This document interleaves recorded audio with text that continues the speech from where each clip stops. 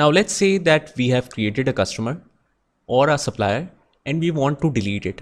So I'll go to business partners and I'll open the records. First of all, just find out that record. For example, I want to find it from the name starting Mr. and click enter. Now we have retrieved the record Mr. Abu Bakr. But for example, I want to delete it. Now, because there is no customer activity right now, that means we haven't sold anything to that customer or we haven't received any payment. So we can easily delete it. You can delete the customer up to the point where there is no accounting transaction that affect the final accounts. Now, for example, if you have entered an order against customer, so it doesn't have any financial impact on the accounts, so it can be deleted until that point.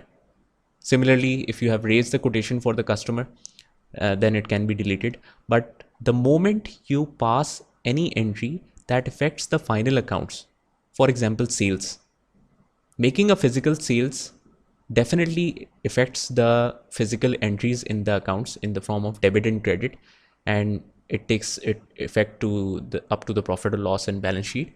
So after that, it cannot be deleted. It can only be inactive. So right now we can easily delete the customer. We have retrieved the records. Just right click on it and remove business partner and click OK. So it will show you a prompt here that operation completed successfully. Just watch for the prompt that if the simple way of identifying the success is if it appears in green, that means you have successfully completed the procedure, or otherwise if it shows in red, then there might be some problem. So that's how we delete customer or a vendor in SAP.